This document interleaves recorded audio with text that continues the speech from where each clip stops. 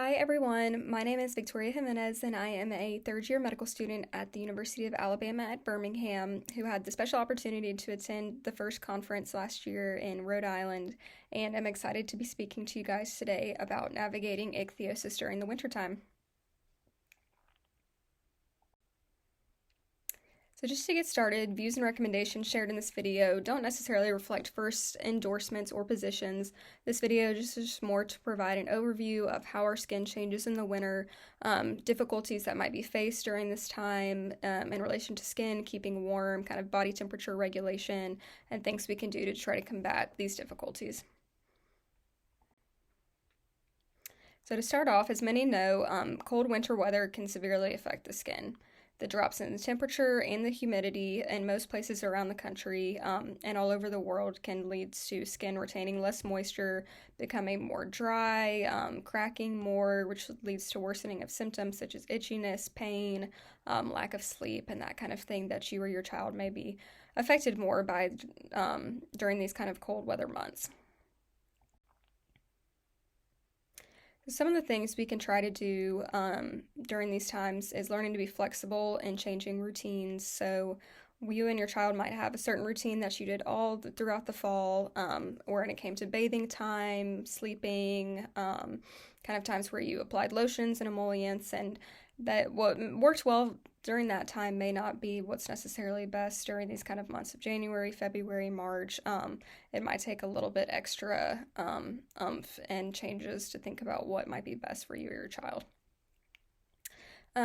So we talked about the skin changes, but there are also other aspects of our health that change in the wintertime. Less daylight during the winter can affect your mood. It affects children a lot without them really knowing it. They can't participate in a lot of those outdoor activities and kind of time with their friends, whether it be at school or after school. That often brings them a lot of joy during summer and other months where it's warmer.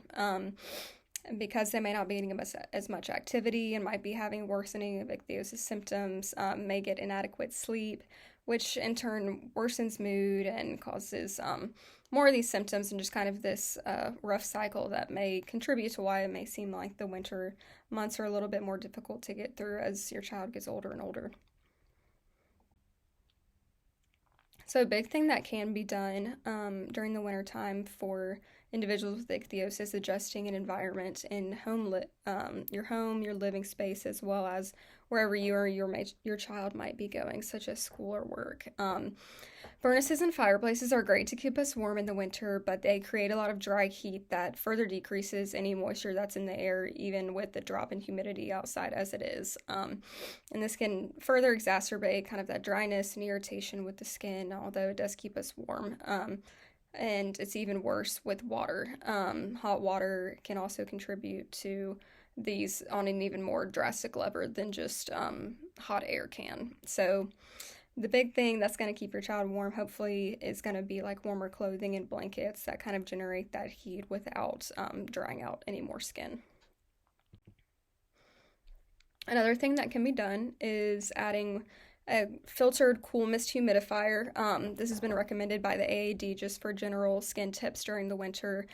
In bedrooms or like smaller spaces, it may be more effective than in like a large living room where it may not have as big of an effect on the air in that room to help combat some of that ongoing dryness. Some people may have used these before when they were sick or had like a dry cough or something like that. So it's kind of the same. It's kind of the same thought process of getting through, getting our mucous membranes warm, and kind of as well as the skin. We try to prevent that cycle of dryness, itching, and cracking, and hopefully this will help you or your child sleep better as well, and it improves kind of a lot of those respiratory illnesses that go along this time of year. So what else may come in contact with your child's skin? During this time of year, especially because if you're wearing warmer clothes, your body surface area that's coming in contact with clothes and blankets and those kind of things we're talking about is more than it would be in like the summertime. Laundry detergents, making sure you're using fragrance-free formulas, which I'm sure many of you already are conscientious of that. But sometimes you receive gifts over the holidays or new types of things to try, so just make sure to definitely take a look at what's in those formulas. to try to make sure there's no ingredients that could be a trigger. Large amounts of emollients can be harsh on clothing, which you may have experienced before, such as whatever you're using on your skin may bleach your clothing, may ruin kind of those different materials that you may like to wear, maybe warmer weather material. So it's kind of a difficult balance of keeping your skin moisturized while also wearing clothing that's comfortable, that doesn't get damaged by whatever products you're using. There's a great article on the First website related to laundry care. This URL is there, but also if you search ichthyosis and laundry care on Google, the link to this will show up, and we can kind of talk about some of the highlights that this page shows. So laundry products free of dyes and perfumes are obviously preferred. Kind of shaking out your clothing prior to placing them in the washer may help. General like stain prevention. Some people say pre-soak clothing in vinegar prior to washing. I think this can be helpful if you have like buildup of like lotions or emollients on your clothes that just don't seem to want to come out or kind of have an odor to them. A lot of these are pretty good tips. Use a regular wash cycle, not soak cycle for sheets and towels. Says to keep it cool. Most moisturizers are petroleum-based and can keep the heat from the dryer insulated on clothing. Heat combined with moisturizer can create like a flammable atmosphere. So maybe if you're using extra emollients during the winter time, maybe wash them on a cool setting to prevent any kind of like fires or flammable environments to protect yourself, but also your clothing and your washing machine and dryer. Kind of talk about what clothing is best to use in the winter. Soft fiber fabrics that won't cause irritation. I've seen cotton used a lot. Just kind of like an underlayer of cotton may be good to layer with other materials on top of it that may be more itchy, or kind of like people describe sweaters as being itchy. If you wear a sweater on top of like a cotton layer underneath, that may help to keep warm but also prevent irritation. Apparently, kind of these soft fiber products wash best with cold water as well.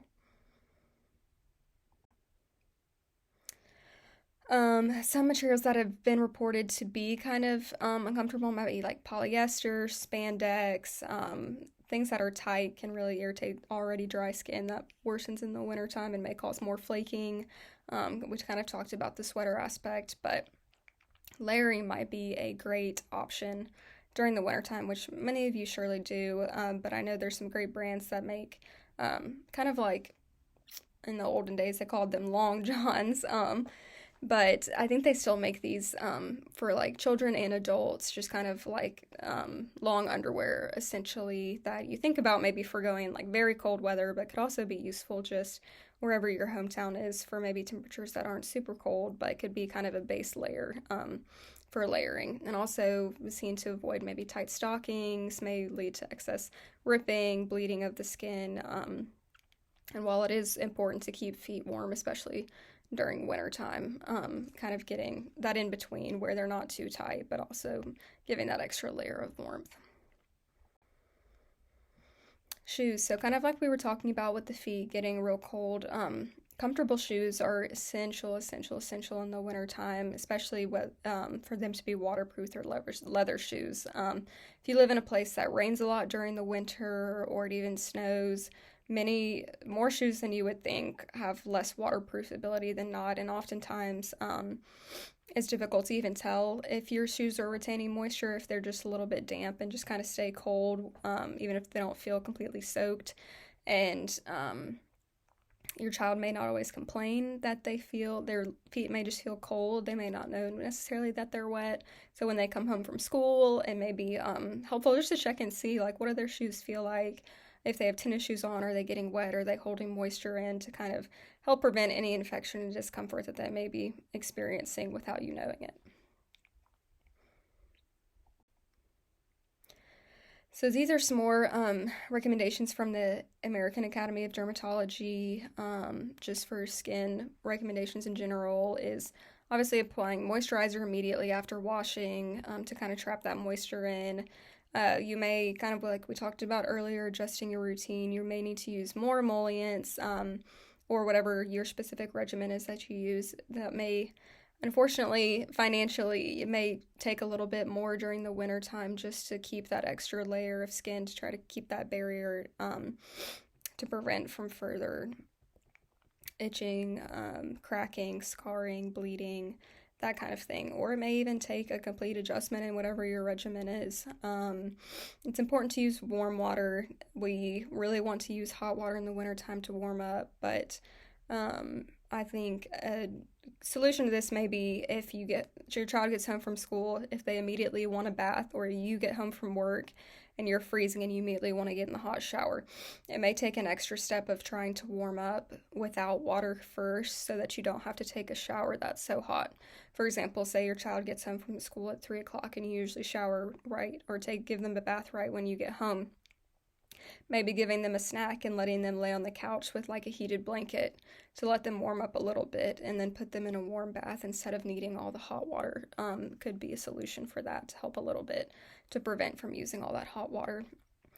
Again, looking at ingredients on soap, deodorants, perfumes, anything they might have received over Christmas time, or that you might have received, just to make sure to double check those ingredients that are in those. So keeping warm, people with ichthyosis have said different things about whether some have said their child runs at like a cooler temperature at baseline, or some run at hotter temperature at baseline, just due to those kind of temperature regulation kind of varying person to person. Some say based on their ichthyosis type, they tend to run hotter or cooler, which we know can be an issue during the summer, because kind of with the cooling vests and being too hot in public places and outside, but can also be a significant problem in the winter with those that just kind of run cooler at baseline and can't regulate, and it takes a very long time to warm up. Some parents have said they worry about circulation on their child's hands and feet, especially while they're away from their parents at school, and may not be able to tell their teacher if their hands are cold or their feet are cold and can't warm up. And that's often sometimes that children may not even recognize themselves that they're kind of running cold. So it's kind of navigating this fine line between trying to keep warm, but you don't want them to overheat. And I can see why it'd be very difficult, but we're going to try to think of some things that might help. Due to the fact that cold temperatures are often unavoidable, you can't control the environment that's going on at school for your child. If they have the heat all the way up, different preferences within a household. You may have a household with 5 family members in it, and it's hard to keep everyone happy with what the temperature is going to be at. Some ideas include hand and foot warmers. You could send your child to school with hand and foot warmers and kind of make their teacher aware, and make the child aware as well that they can ask for those maybe from their teacher if they start to feel cold on their hands or feet, just as like a safe backup in case they go outside for recess, or the temperatures are cooler at school that day, so you know they're protected in case they start to feel too cold. Heated blankets. I think that heated blankets are pretty popular these days. I think you can get them for pretty inexpensive at like Walmart and places like that. And they also have kind of those smaller like heated blankets that are not necessarily a blanket, but I guess like a heating pad, are pretty inexpensive and can be very useful for warming up certain body parts quickly, such as the feet or the hands that typically get cold and stay cold. I know there's also I'm not sure the exact name of them, but kind of like the sacks that are filled with rice that you can put in the microwave that warm up, that are definitely reusable more than like hand and foot warmers. Those, you could keep one of those at school or work as well to kind of throw in a microwave and heat up. Space heaters are obviously an option to try to that can keep a certain room warm or keep under a desk without having to heat up your entire home. These have been sometimes unsafe in the past and known to cause fires, so just make sure you put it in a place that's safe if you choose to use one, and read the instructions carefully. Kind of like we talked about earlier, that loose layer of cotton underclothing can be helpful, and I'm pretty sure those can be found inexpensive at like Walmart or other places as well. I've even seen someone with a child with ichthyosis said online that they'll sometimes give their child a warm drink to sip after bathing, because you're warm in the bath, you give them warm water, and then you turn the bath off and immediately have to start doing lotions and emollients and kind of that bedtime routine. And those can often be cold if they're coming out of the cold bottle, almost like when you spray sunscreen and it's cold, kind of have a similar effect. But this one person said that when she gives her child like a warm drink, I'm not sure whether it's a hot chocolate or like a warm tea or something, she didn't specify, but something warm to drink. She said, well, after she gives her child every night after bathing, and that kind of is able to keep them warmer while she's putting on those cold lotions and things. Here's kind of some more about what people have said about how they manage their skin in the winter, coming from individuals who have ichthyosis. This is from Miss Denise Gass, posted this in 2019 on the First website. I'll kind of read it out because I think it's good to think about and good to have some advice from someone within First. So she said, around Thanksgiving, love how conversations naturally turn to gratitude. Finding gratitude in difficult things is a key component to resilience, but also an important way to ground yourself. Wintertime's hardest for my skin. Cold always seems to strike before I get my gloves out of storage. I stand in CVS crabbily calculating skyrocketing price per Band-Aid, which means some days I'm eating 8 of them between my 10 fingers. Kind of like we talked about earlier, just the financial aspect of dealing with ichthyosis in the winter can be astronomical, just in terms of if you're loading up everything. If you're loading up on everything you use for your skin, that can really exponentially increase kind of your financial burden. But she says, the wind adds another element to my general skin condition, makes it raw. She needs thicker creams, which makes exfoliation more difficult. Add to that travel by car, plane, and kind of like those environments that we talked about that you can't control. Is a perfect snowstorm. Well, of course it is. But when I'm able to hit pause and look for gratitude, I see my body as truly remarkable. We are reminded every day of our unbelievable ability to grow and transform. This is happening in a literal sense, and if we tune into it, we can grow and transform in a figurative sense. Well, of course we can. I can honestly say that this positive shift in my perspective was made possible only because of First. It connects us to ways to make our disease more bearable and offers us a chance to become part of a community who truly understand what we're going through. From there, we have a chance to look at our skin with gratitude for its unique ability to transform and communicate a truly exceptional cell turnover process. And if that's too far, in the meantime, maybe we can start looking at our skin and thinking, well, of course. I really love this perspective Denise gives on dealing with ichthyosis in the wintertime, and it truly exemplifies the resilience and things that people with ichthyosis have to overcome during this time, whether you're someone with ichthyosis watching this, whether you're a family or a friend trying to understand more about this condition and how you can help your friends in the wintertime. It truly is remarkable what individuals with ichthyosis go through every single day, and especially need to give more love to them in the wintertime because it can be extremely, extremely burdensome during these couple months mentally to get through kind of the weather and things we talked about earlier that affect everyone, but the added burden of the excess dryness of the skin and everything too can significantly make symptoms worse. So I appreciate you, Denise, for highlighting and giving a kind of encouraging message to everyone about how to be resilient during this time. Kind of like we talked about, winter is very difficult. It's important to advocate for yourself or your family member that has ichthyosis. Many people, like your friends and family we discussed, may be aware of your skin condition, but may not know how difficult the winter months really can be, and kind of the extra challenges that come with them. So it's important to make sure if you need to make accommodation adjustments, whether that's at work or school, telling people that they need to give you grace and completing certain activities, give your child grace. If they can't go outside for recess and do all the activities that they may easily participate in the summer, they may not be able to do in the winter, and thinking of other solutions to make your child feel more included and more comfortable, whether that's doing recess inside, thinking of ways to play games, board games and other things to kind of to keep in mind for everyone at the school that your child is unique and special and their needs might look different during this time of year, and hopefully people will be receptive to that. taking care of your mental health or your child's mental health as well. Winter poses this unique set of challenges in many ways, like the physical activities we talked about, social engagements. The winter can be socially isolating for anyone just because there's less activities to do outside. People want to stay inside. Sleep routines can change. It's harder to sleep and get on a good routine during the winter if you go to work in the morning and it's dark outside. When you leave work, it's dark. So some things that people have said to been helpful are maybe your exercise looks different. Instead of going on a walk outside, there's plenty of at-home workouts like Zumba, dance classes.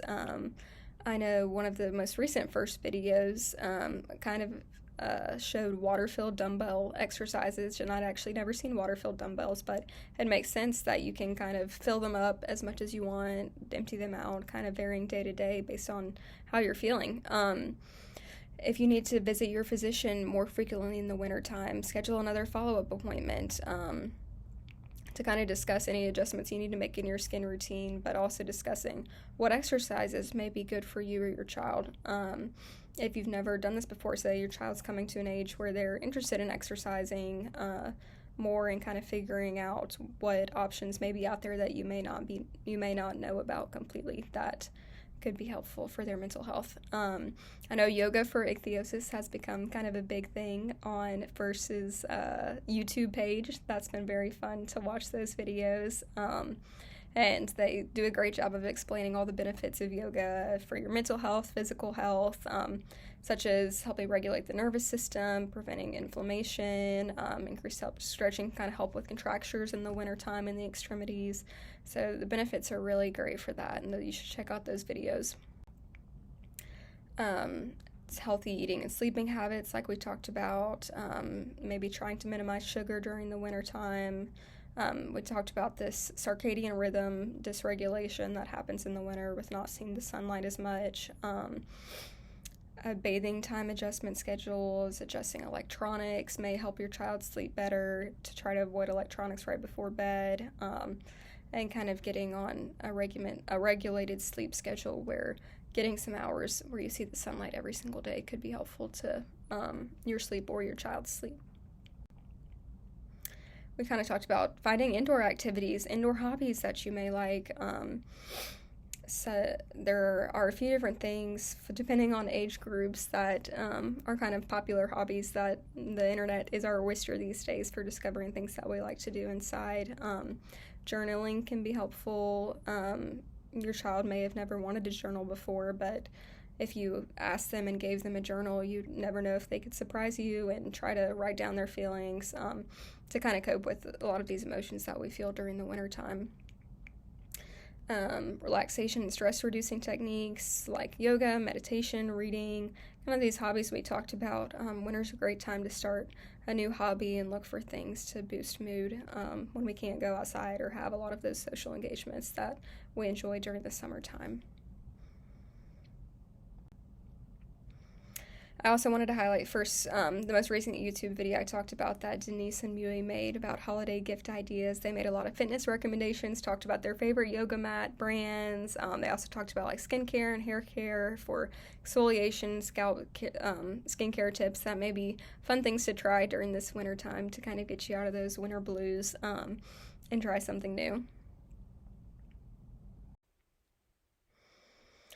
So just to reiterate and summarize, things that may be helpful this winter include adjusting your skin product regimen, whether it's adding more product of what you already use if you love it, looking at new different things, and kind of reflecting on whether you feel like the regimen you have at this time is good for you. Humidifiers, heated blankets, hand warmers may help body temperature regulation. Maybe if you have the same clothing or your child wears the same clothing or is kind of gravitating towards the same types of clothes over and over, take a look at their tags and see what kind of materials they're made out of to kind of know what works best for you or your child. Just may take difficult discussions with teachers and coworkers to kind of express to them and help them empathize with how your skin may be changing during the wintertime and adjustments you may need to your environment. Adjusting bathing and sleep routines, finding indoor activities that make you happy, kind of to help that mental aspect of how difficult it can be during the winter.